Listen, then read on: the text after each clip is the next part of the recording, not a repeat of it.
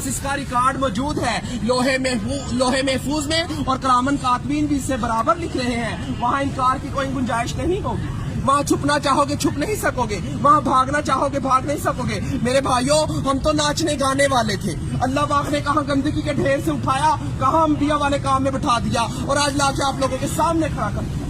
अभी भी नहीं समझोगे तो कब समझोगे? नबी तो किसी ने आना नहीं, अल्लाह तो गिरे कड़ों को उठा उठा के आपके सामने खड़ा कर दिखा रहा है। अल्लाह ने जिल्लत के नक्शों में इज्जत देकर दिखा दिया।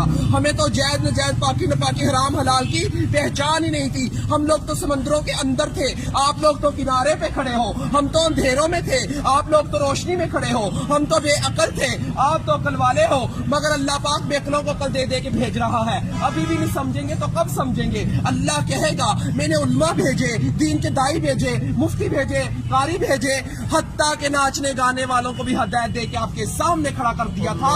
और वो भी यही कह रहे थे लोगों अल्लाह की तरफ आ जाओ। वहाँ कोई उज़र चलने वाला नहीं, अल्लाह दुनिया में सारे उज़र पूरे किए जा रहे हैं। अगर आप लोग दीन का काम मकसद बनाकर नहीं करेंगे तो अल्लाह हम जैसों से दीन का काम लेगा। अल्लाह किसी का मोहताज नहीं है, हम सब अल्लाह के मोहताज है। अबराह के लश्कर को अल्लाह पाक ने परिंदों के जरिए अबाबील के जरिए हलाक किया और बैतुल्लाह शरीफ की हिफाजत फरमाकर दिखाई।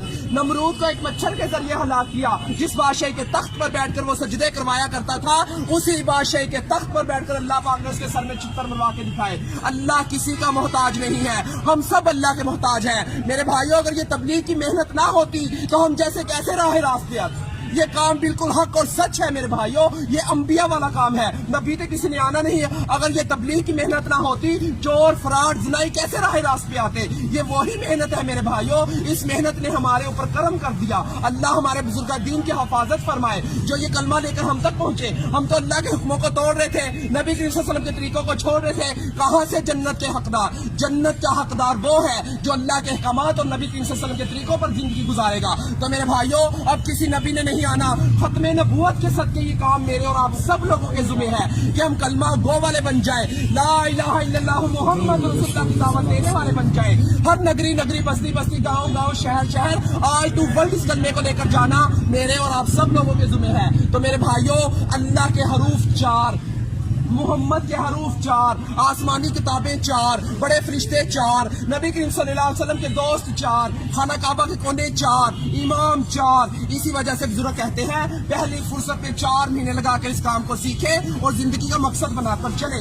सीखने के लिए 4 महीने, करने के लिए पूरी जिंदगी, फिरने के लिए पूरी दुनिया। तो मेरे भाइयों, सीखते सीखते करना है और करते करते मरना है। तो मेरे भाई, ये दुनिया हमारा इम्तिहान है, इबादत हमारी पहचान है और दावत इल्लल्लाह हमारा काम है। हम तो इस काम को करने के लिए मौत तक इरादा